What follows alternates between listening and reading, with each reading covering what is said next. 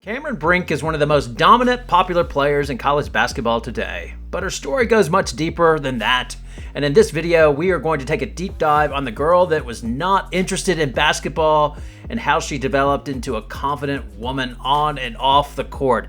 In this video, we'll go through her metamorphosis and look at all aspects of her life, not just basketball. Let's start from the beginning. Of course, that's with her parents. Not surprisingly, both of her parents played basketball at Virginia Tech, so she had good basketball genetics to start with. Cameron Brink's mom, Michelle, roomed with Sonia Curry, who played volleyball at Va Tech as well.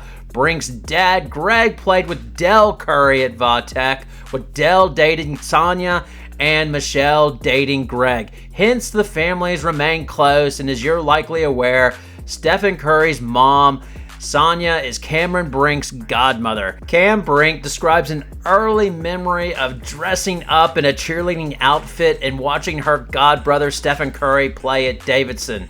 She was too young to understand basketball. In truth, she really did not like basketball, and her parents were smart enough not to force it on her. However, one summer the Brinks came back to the United States from Amsterdam, where Cameron lived from the ages of 8 to 11 due to her parents' job with Nike. Her mom knew Cam needed to burn off an abundance of energy and did not want her just lounging by the pool all holidays. She made a deal with Cam that if she gave basketball camp a try and did half days versus full days, then the family would go whitewater rafting. And as the story goes, she was not very good at basketball camp, but the seeds were sown. She went on to join a basketball club, and her game quickly developed, with her mom saying it was really amazing to watch how she went from zero skills to just being so competitive that it drove her development.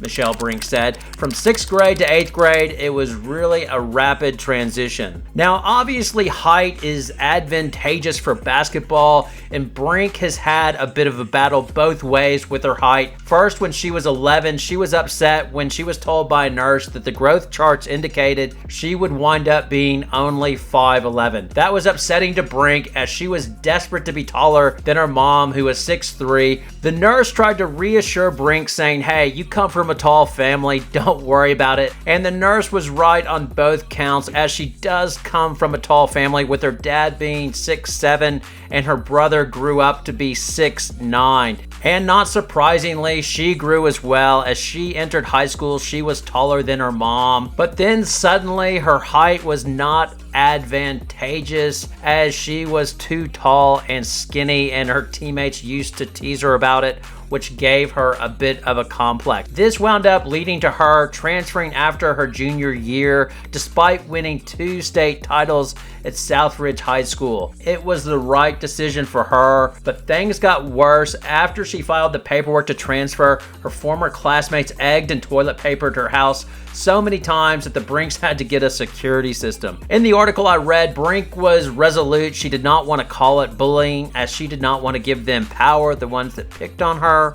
But she said good came out of the whole situation, as she developed a new mentality saying, stop questioning yourself, be authentically you, don't change for others, and don't give others the power to make you feel small. Now she embraces her 6'4" height. In terms of her basketball game, Brink always wanted to be a fully developed player, not just the big stuck in the post. Her mom, Michelle, tells the story of seeing her daughter in the 7th grade playing the post in scrimmage and getting frustrated as she couldn't get the ball. Michelle recalled, so all of a sudden she gets a rebound and went coast to coast multiple times. It was like, who is this kid? Her dad, Greg, also says that Cam always knew what kind of player she wanted to be. When she was young and people would ask her what position she played, she would always respond, I play all 5. Brink rose up the college rankings to become the number 3 ranked recruit in the nation. She committed to Stanford, calling it her dream school, and during a tough pandemic freshman year, the dream came true as Stanford won the national championship, as Brink does seemingly have the picture-perfect life off the basketball court. As mentioned, She embraced her height and has an interest in fashion and has posted pics of herself and has developed quite a following on Instagram with 300 followers and has 150K followers on TikTok. But she says the most important thing is her relationships in her life. She still remains obviously close to her mom and dad and brother Cy as she returns home and they go on camping and beach trips together. As well, she has supported Stanford as she has been dating fellow Stanford athlete Ben Felter, who's a rower since March 2021.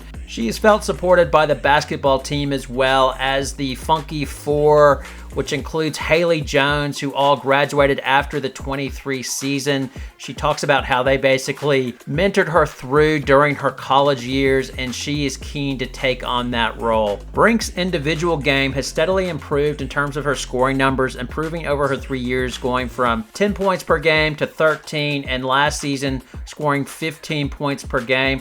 But the thing that makes her such a unicorn prospect for the WNBA is her ability to shoot from outside. In her first 2 years, she shot 36 and 35% from the three-point line. However, last year, this percentage dipped to 21% on 47 shots.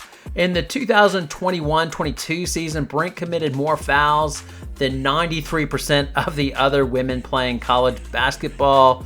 This took her out of key parts of the game as she averaged 6 fouls per 40 minutes. This was obviously due to the other key part of her game, which is blocking shots, which is also off the charts as she averaged 6 blocks per 40 minutes. The team seemed set for a Final Four run last year with Brink and Haley Jones, but it never came together. Stanford was unable to win the Pac-12 outright as they lost to Utah in the last conference game of the season. Then they went down to UCLA in the conference tournament in the semifinals, and then they were knocked out by Ole Miss at home in the second round of the NCAA tournament. During the post-game press conference after the tournament, Brink's takeaway was that Stanford needs to be more gritty as they were lacking that, which is why their season came to such a disappointing end. There are big changes to the Stanford 2023-24 roster as the Funky Four, which included Haley Jones,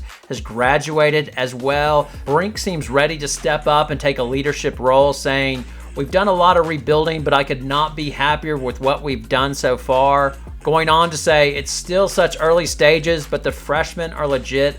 I'm just so excited to see them grow."